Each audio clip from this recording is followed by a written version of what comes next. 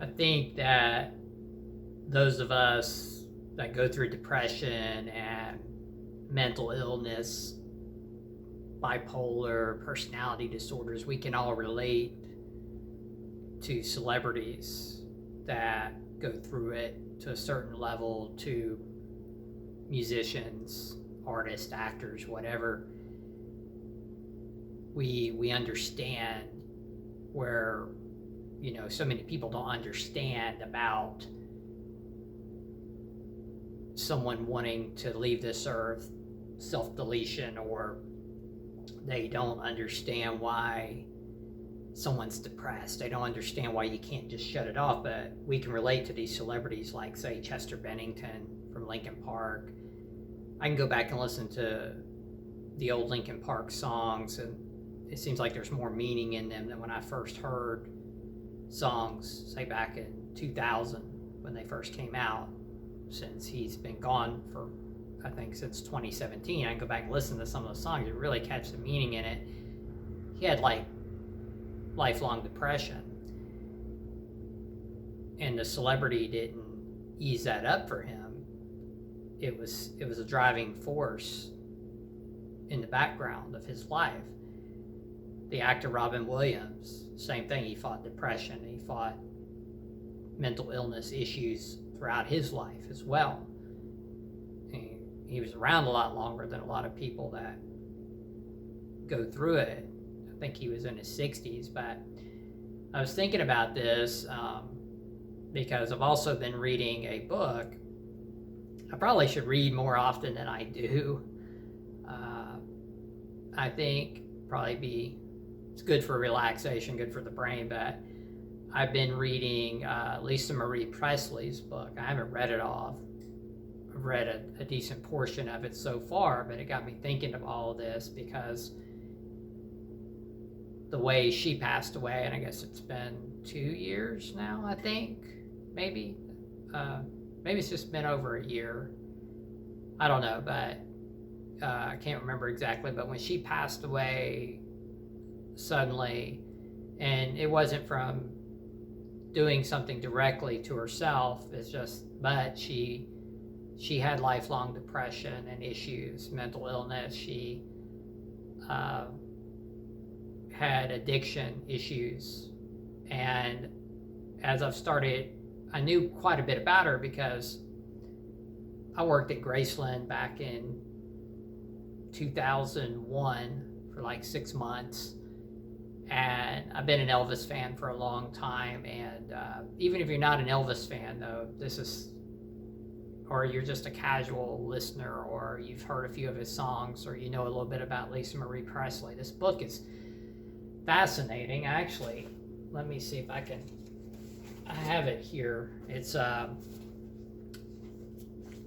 from here to, it's going to show up backwards on my camera. But anyway, from here to the great unknown, and her daughter Riley Keough, she co-wrote it. So what had happened was Lisa, the last year of her life, I think around that time frame, she had asked Riley to help her, if she would help her finish the book. She had recorded like several tapes or whatever over a long span of time of her life, and she had gotten stuck on writing the book, and Riley agreed to help her finish it, but then she suddenly passed away. So I know in the beginning of this book, Riley talks about how hard it was. She went through the grieving process, but then to go and listen to her mother's tapes, and she did, and she finished the book for her, what little bit that Lisa didn't get to in the last year or two of her life. But what I've read so far is just how it's fascinating to me, because we can take so much from our family, from genetics, just being born. If our family history is wild and crazy, they have if there's mental illness running through the family, if there's addiction issues running through family line, you can, I would say, automatically be predispositioned to have some of those issues, just depending on also how your upbringing is, what happens as a child, how you're treated as a baby, a toddler, and so on through your teen years. Of course, if you have a really strong upbringing with a history of all that stuff, you may still be able to overcome it, possibly. It just would depend, I guess. But I think there's so many factors. And something fascinating out of this book is Lisa Marie was saying about how her mother, Priscilla, had told her that she didn't want to be pregnant with her.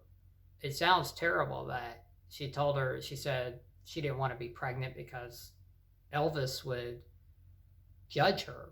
She felt like Elvis would judge her anyway. She didn't want to get bigger.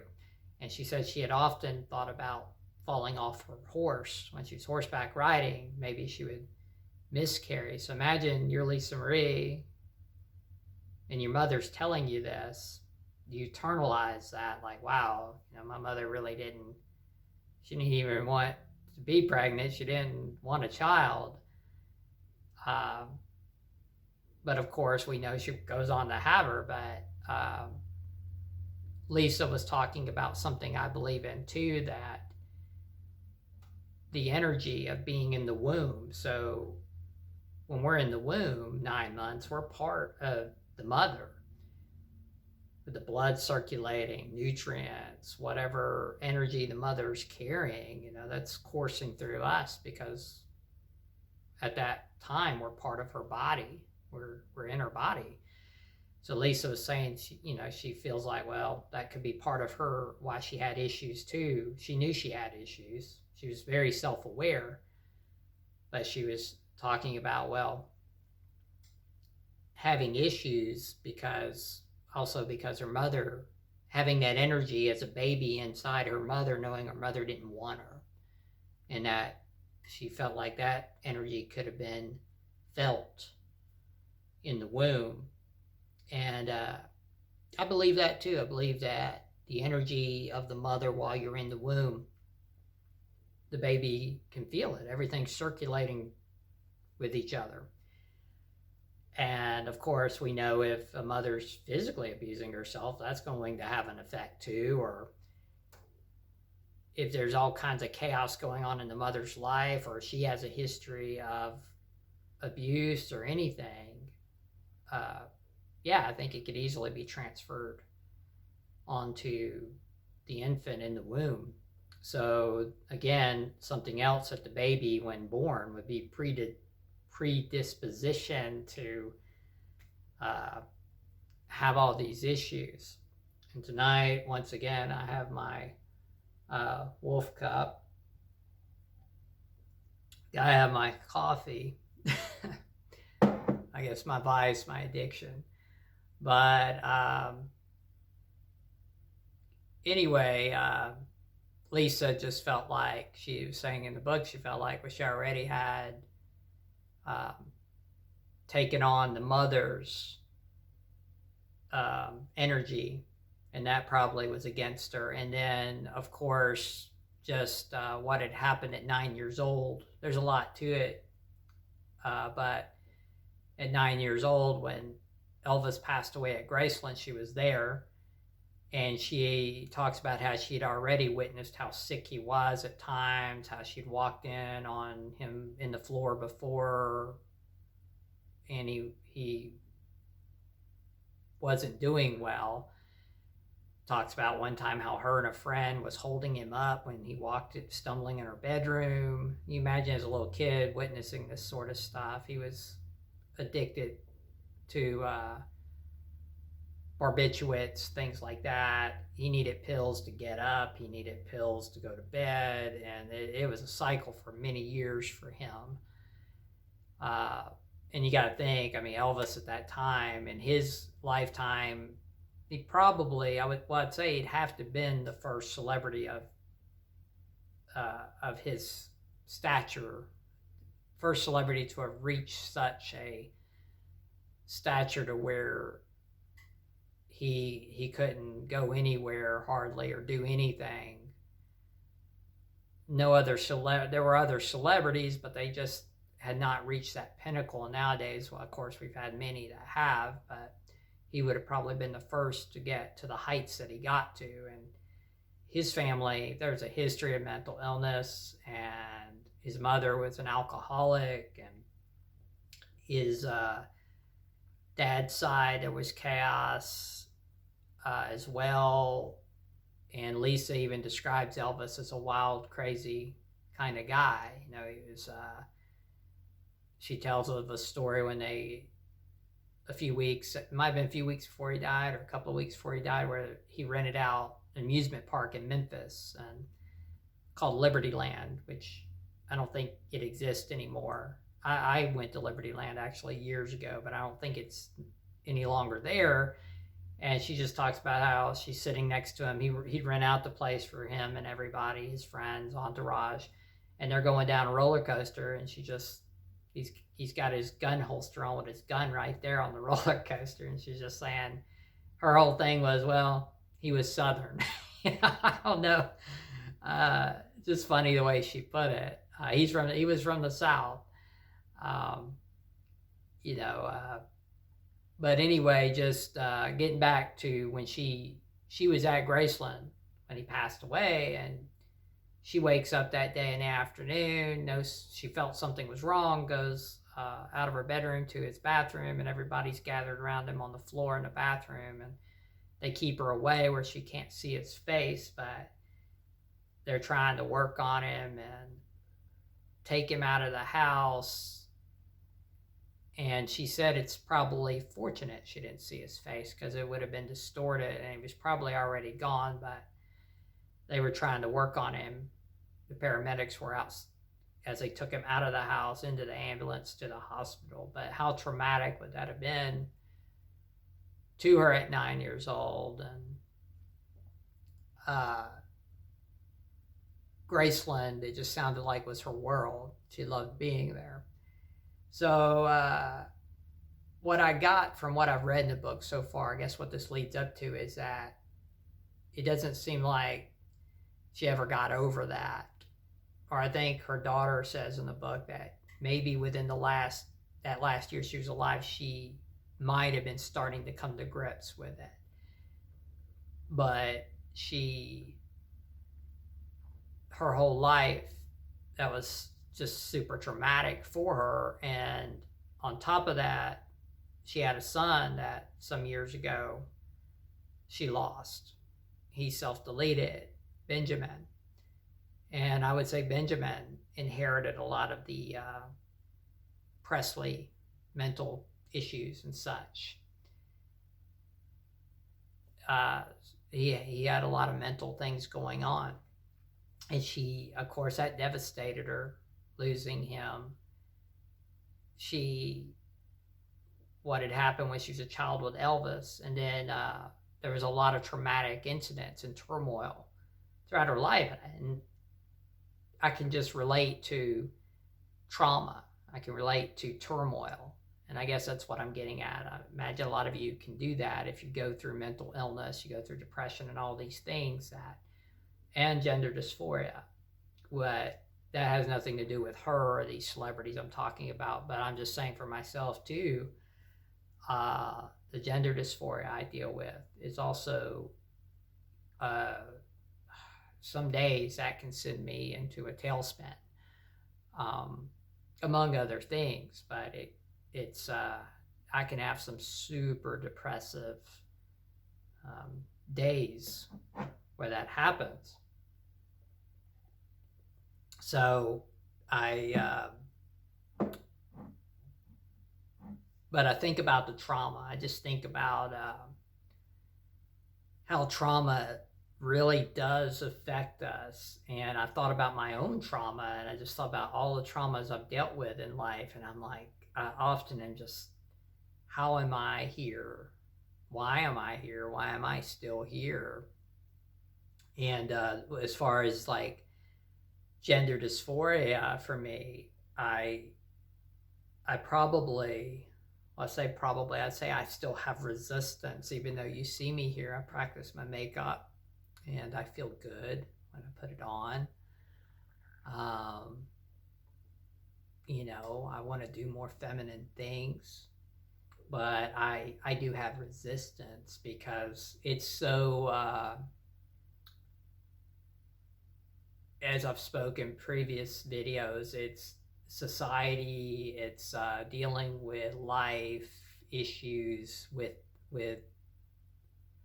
wanting to be a trans woman, and trying to, now I'm at a point of, at first it was accepting that I have this issue, but then it was, okay, now I guess I'm in resistance, and that sends me into a tailspin. That sends me often into depression. And the depression, it can't be underestimated, because there was a couple of days in the last week that it was so bad for me. And it can hit me like that sometimes still.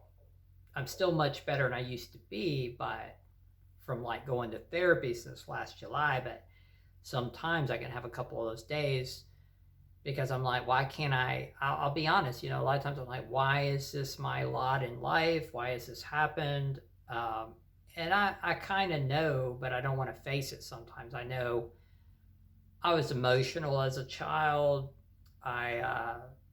Genetics through my family. There's some crazy stuff that's happened. I told you about my aunt. She passed away in a car accident. I think she was drinking and driving, but she kidnapped me as a baby, and she was a wild woman. My Aunt Vicky, she passed away. That was the first one that kidnapped me. That was Jimmy Nail, was her name. And my Aunt Vicky passed away some years ago from cancer, and I did see Vicky from time to time. My mom was real close with her, with that sister.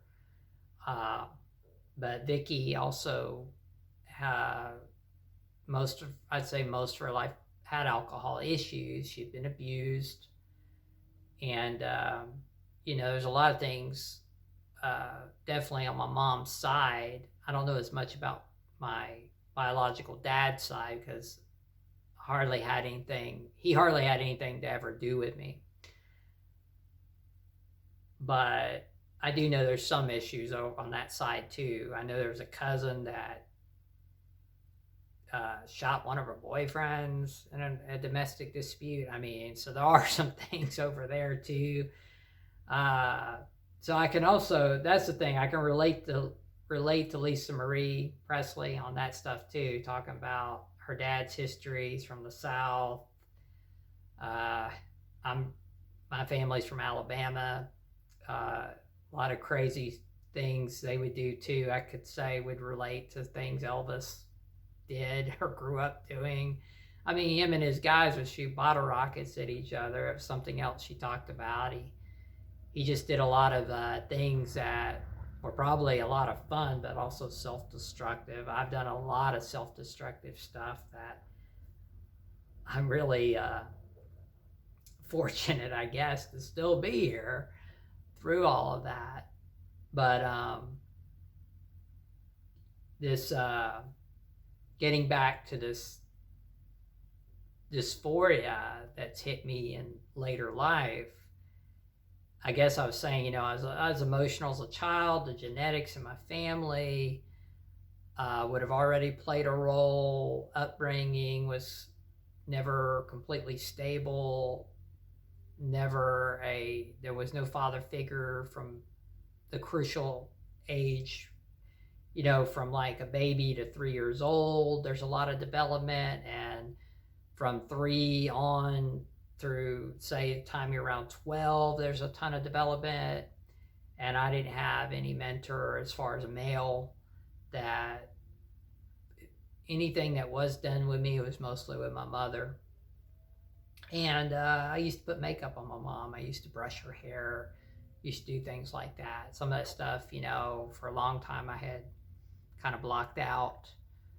Um, and then little things, as I've stated in previous videos throughout my life, that would point toward somewhat of a possible dysphoria. And then just all the traumas, it just hit me. It just really hit me. As I've said before, in 2021, a lot. I mean, it really was happening before that in 2020 as well, on a spiritual level, when I was going through meditation a lot. I was feeling feminine in meditations, like going out in nature and stuff. I was feeling a lot of femininity, and I couldn't exactly understand why. And I felt it internally a lot. But in 2021, it started manifesting more on a physical level, with me wanting to be more and more feminine in this physical world, in this reality. So now here I am, and with the depression and everything that I have still occasionally through the resistance of the dysphoria, I'm still in the process. I'm trying to come to acceptance of, hey, you got to move forward. I feel like I'm not quite there yet, but I feel like I'm starting to realize this is serious. A lot of people don't understand unless they're going through it. It's what my therapist was saying last time I was there too. I was talking about how serious this was. She said, yes, it is, because you can't make it just go away. That's why you try to make it go away. You try to block it out, which I've done before. Like I said, I cut my hair once before. I almost cried immediately. I was super depressed after I did that. I remember I went down to my mom's. That was like 2 summers ago when that happened, and I was in a dark place when I went down there. My dad was out of town, but I stayed with my mom a little bit during that period, and I was in a very dark place through resistance. And this now, I'm just realizing that I don't think you can't outrun it. You can't, and that's with anything. You can't outrun depression. You got to try to deal with it as best you can. You can't outrun the personality issues.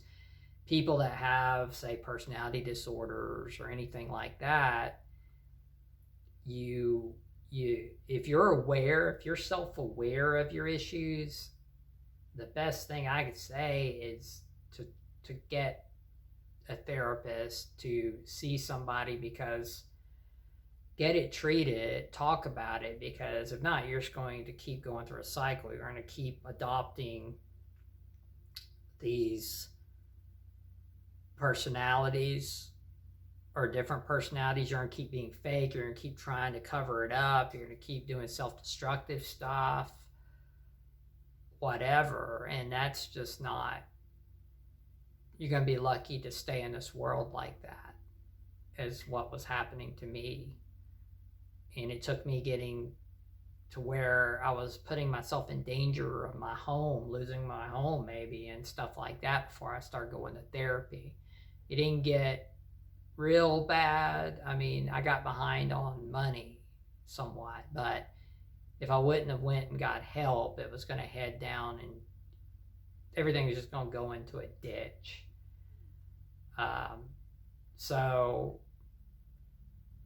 I'm just saying, look at the celebrities. I was talking about Lisa Marie and Chester Bennington. You could mention Chris Cornell and Robin Williams, and there's just so many.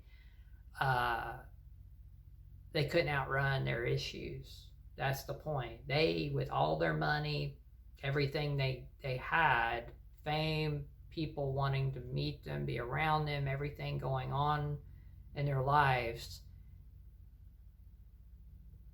they couldn't, it was still not enough. That's why I say all these things are very serious. Depression, bipolar, gender dysphoria, they're all very serious issues. So for me, it's like, okay, just trying to get to a point where I think it's just scary, but I feel like, it's like I kind of already know the best thing to do is try to move forward and be what I want to be. But anyway, yeah, I just saw it. I was reading that book, so it got me thinking about all these things. And I want to thank all of you that have recently subscribed. There's been more people subscribe here. Thank you. And a couple of you that comment with me a lot. You're very sweet, and thank you. I want to thank you all for being here and caring. And I care that you comment, and I like talking to you. And I'm up for chatting with anyone as long as they're not, of course, being rude, or they're not on here trolling, something like that. So anyway, I'll talk to you all later on. Bye.